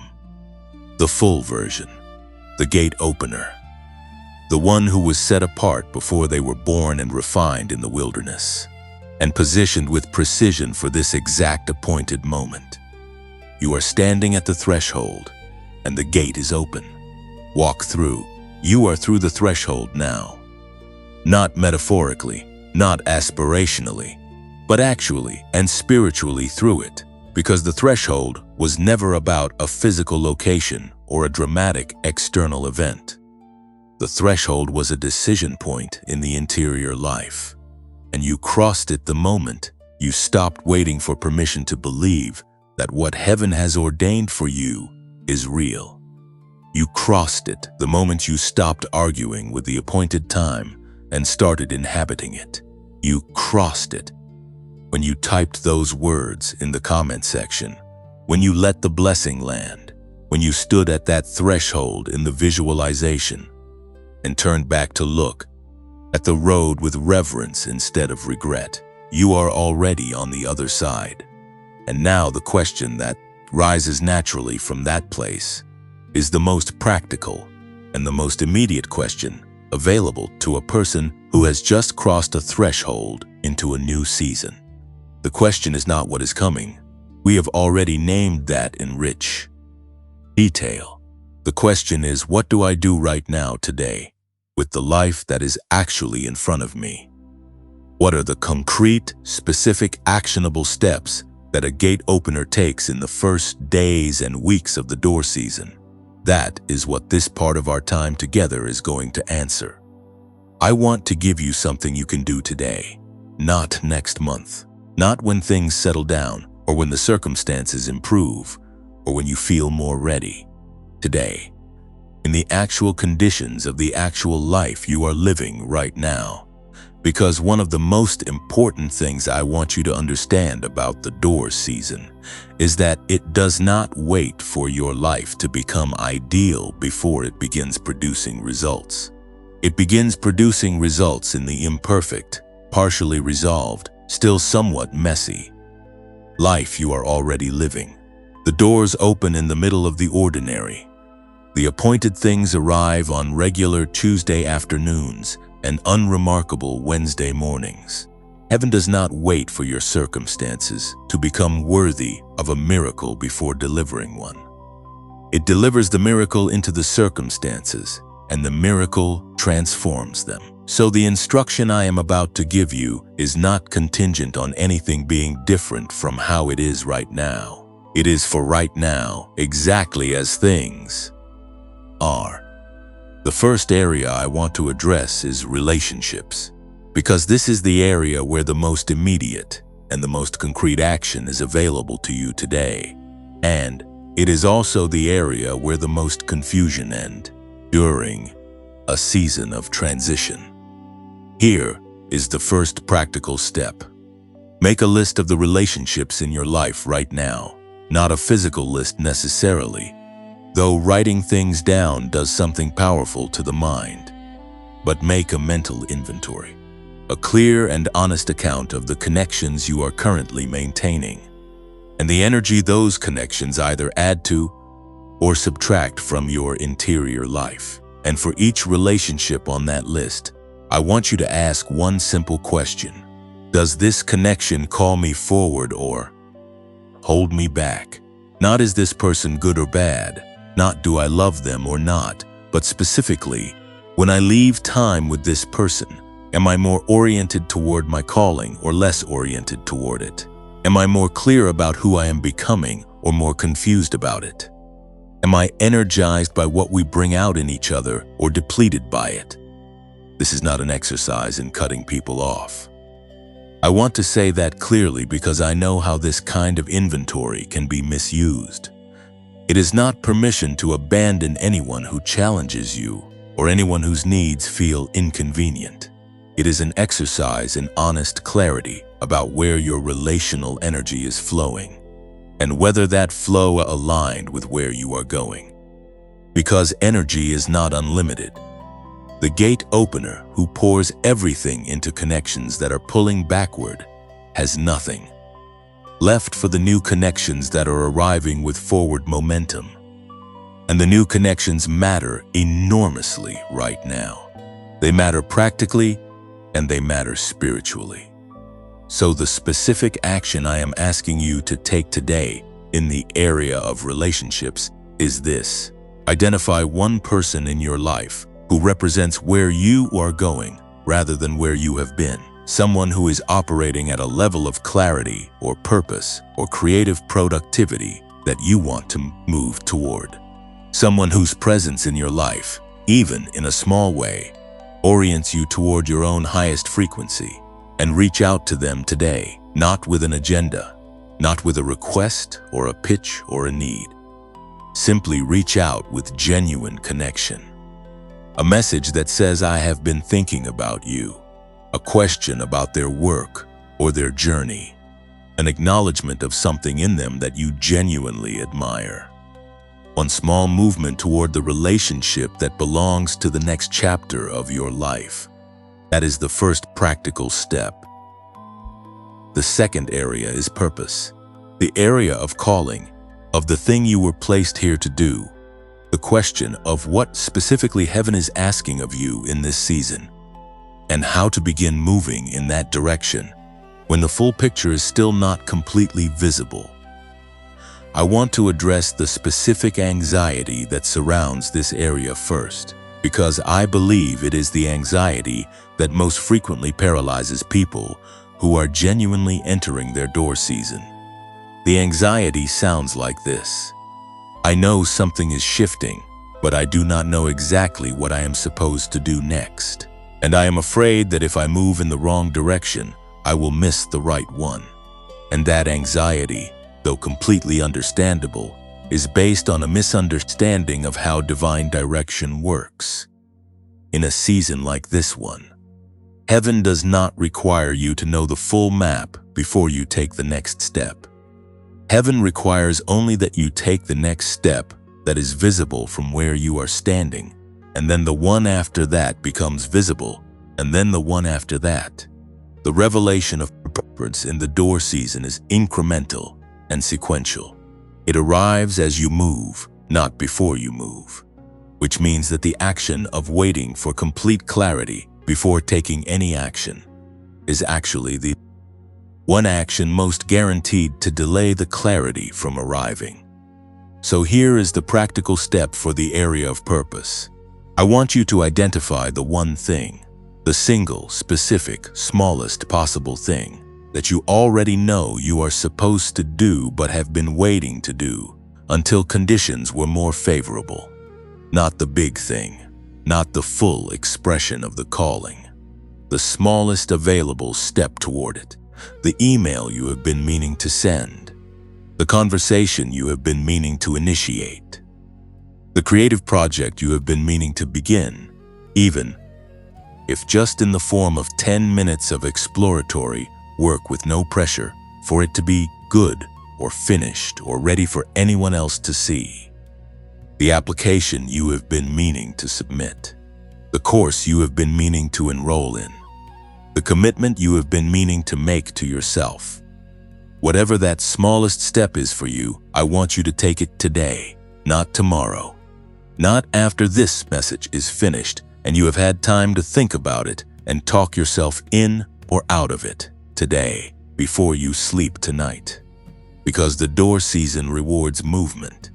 It rewards the person who takes the imperfect step in the right direction over the person who waits for conditions to be perfect before moving at all. And the moment you take that step, the one that has been waiting in you, the one you already know is there, Something in the spiritual atmosphere around your life is going to shift in a way that you will feel.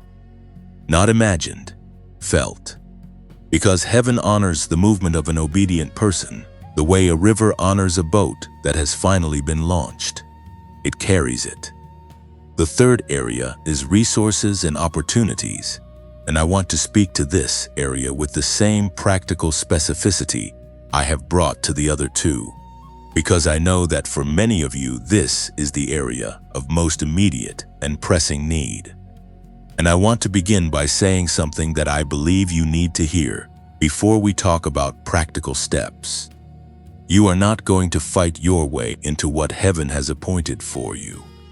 I want you to receive that, not as passivity, not as an excuse for inaction, but as a fundamental reorientation of the posture with which you approach this area of your life. Fighting implies that what you need is being withheld by or someone that has the power to deny it to you permanently. Receiving implies that what you need has already been allocated, already been prepared, already been set aside in the appointed time for the appointed person, which is you, and that the primary work is not to force it into your life, but to create the interior and exterior conditions that allow it to land. The practical step in the area of resources is this. I want you to identify one area in your life where you have been efforting in a way that has not been producing proportional results. One area where you have been pushing against resistance consistently, and the resistance has not been giving way. And instead of pushing harder, which is the instinctive response, and the one that the survival season trained you toward, I want you to do something different. I want you to get still with that area for 7 minutes today. Yes, the 7 minutes I introduced in part 3 of this message. 7 minutes of internal stillness specifically directed at this one area. Not trying to solve it, not strategizing about it. Simply holding it with open hands and asking, what is the aligned path here? What is the way of least resistance that I have not been able to see because I have been pushing so hard against the wrong resistance? And then I want you to listen, not for a dramatic revelation, though sometimes that is what arrives. Listen for the small, quiet, almost embarrassingly simple reorientation that presents itself when a striving mind finally goes still. Because in my experience, and in the experience of the thousands of people who have used the 7-minute practice of sacred stillness, which is directly enhanced by the brainwave entrainment work of the genius wave that we discussed in part 4, the answer that arrives in stillness is almost always simpler than anything the efforting mind was considering. It almost always involves a smaller step than the one being pushed for, and a different direction than the one being forced. And it almost always produces results that the years of pushing did not, because it is aligned rather than forced, and aligned movement is exponentially more efficient than forced movement. I want to speak briefly to what the area of resources looks like when the door season is fully operational, because I want you to have a picture of what you are moving toward so that you recognize it when it begins to manifest around you. In the door season, resources do not primarily come through the channels you have been working. They come through unexpected channels, through connections that did not seem relevant to your material needs suddenly becoming highly relevant, through opportunities that arrive sideways from directions you were not looking, in forms you were not expecting, through people you had not identified as key players in your story, through the convergence of timing and preparation and divine arrangement that produces results so specifically calibrated to your situation that the only adequate explanation is that someone who knows you very well was involved in the arranging. You are going to begin to see that. Some of you are already beginning to see the early signs of it. The unexpected conversation, The email that arrived from someone you had not heard from in a long time. The idea that came during the 7 minutes that you had not been able to access through hours of conventional thinking. These are not coincidences.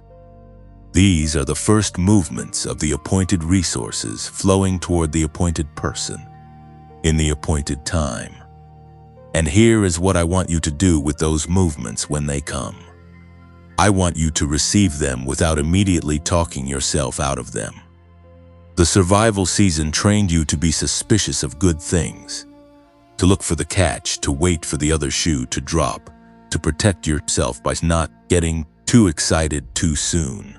And that protection served you during the season when disappointment was frequent and the cost of hope was high. But you are in a different season now, and the protection that served you in the wilderness becomes an obstacle in the door season, because you cannot receive with closed hands, and you cannot receive with hands that are already full of suspicion and self-protection. Open your hands. That is the practical instruction for all three areas, and it is the instruction that underlies everything else I have said in this section. Open your hands in your relationships by reaching toward what is arriving instead of clinging to what is leaving. Open your hands in your purpose by taking the small, visible step instead of waiting for the full map. Open your hands in your resources by practicing stillness instead of force, and by receiving what arrives sideways and unexpectedly, without immediately arguing yourself out of it. You are a gate opener. Gate openers do not fight for what is theirs. They walk in obedience, and they receive what the obedience has already unlocked. And the gates that have opened over your life in this season are already releasing what has always been yours. Open your hands. It is arriving now. I want to begin this final part of our time together by doing something that feels important to me before we move toward the closing. I want to thank you. Not in the perfunctory way that a speaker thanks an audience for their attention, not as a courtesy or a social convention, but in the specific and genuine way that one person thanks another for something that cost them something real. Because showing up here cost you something. I do not know the specific conditions of your day or your week or your season, but I know that there are 100 other things competing for your attention right now, and you chose to stay. You chose to keep listening through the parts that were hard and the parts that asked you to sit with grief rather than skip past it, and the parts that required you to open something in yourself that you have been keeping carefully closed for a long time. That choice is not small. That choice is an act of courage that I do not want to move past without naming. I also want to name something else that I think is easy to overlook in a message like this one. The fact that you found your way here is not random. I want to be direct about that. The specific combination of circumstances that brought you to this exact message on this exact day is not the product of a casual algorithm or a fortunate scroll. Heaven is precise in the way it arranges these meetings. And the meeting between your life and this message was arranged by the same wisdom that arranged every other significant encounter in your journey. The ones you recognized at the time, and the ones you only recognized in retrospect, looking back from a distance and seeing how clearly the path had been deliberately laid. You did not stumble here. You were led here. And the fact that you stayed, that you are still here in the final movement of this message, tells me something about you that I want to say out loud. You are not someone who gives up easily. You have given up on many things over the years, things that were not yours to hold, things that needed to be released so that your hands could be free for what was coming. But you have not given up on the essential thing. You have not given up on the belief, however battered and threadbare it may have become in certain seasons, that your life means something, that it is going somewhere, that the journey you are on has a destination that is worth the road it requires.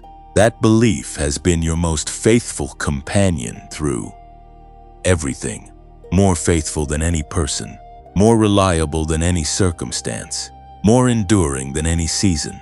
And it has brought you here, to the threshold, to the door season, to the appointed time, to the opening of what was always meant to be open for you. I want to acknowledge something else.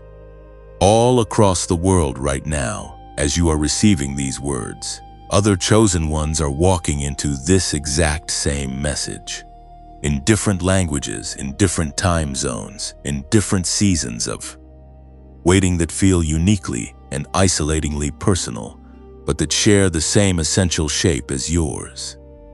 There is a woman in another country who is hearing these words in the quiet of a cart in a lot somewhere, because she needed 7 minutes of stillness before going back inside to the demands of a life that has been stretching her beyond what she thought she could hold. There is a man who has been awake since 4 in the morning with the familiar heaviness pressing on his chest, and who found this message in the way that desperate people find the thing they most need, not through careful planning, but through the grace of a moment when the right thing appeared at the right time. There are people in the middle of ordinary days who stopped in the middle of something else because something in the first few seconds of this message told them that this was for them specifically and not for the general audience. You are not alone in this room. You have never been alone in this room. The chosen ones are numerous and they are scattered, and they are in every corner of this world, in every season of journey, from wilderness to threshold to door season to the fullness of the appointed life. And the invisible thread that connects all of them connects you too. You are part of a company that is larger than you can see from where you are standing, and that company is moving, all at once, in the direction of what heaven has ordained.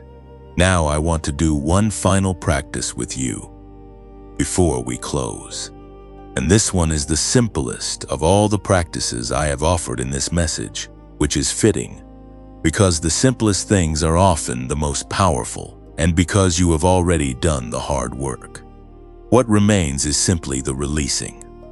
I want you to imagine, with whatever level of sensory detail you can access right now, that you are standing once more at the threshold we visited earlier, the threshold of the gate opener, the entrance to the new season. And this time, instead of looking at what is ahead, I want you to look at what you are carrying, not the gifts, not the wisdom, not the authority that the wilderness forged in you. Those things come with you through the threshold. I am talking about the other things, the heaviness, the accumulated weight of the years of waiting, the specific burden of the losses we named together in part 5, the grief of the relationships that did not survive the distance, the fatigue of the career, or the purpose that moved more slowly than your capacity deserved, the exhaustion of the long nights and the unresolved questions, and the silences from heaven that you interpreted as absence, even when they were protection, the wounds from the people who did not see you rightly or treat you with the honor that was your due. I want you to see all of that weight as something physical in your hands, a bundle perhaps, or a stone, or a bag that you have been carrying so long that you have stopped noticing how heavy it is, because the weight has simply become part of how walking feels. Feel the weight of it for a moment, not to reactivate the pain, but to acknowledge it. To say, yes, this is real. This is what I have been carrying. This is the cost that was paid for the journey that brought me here. And now I want you to set it down, right there at the threshold.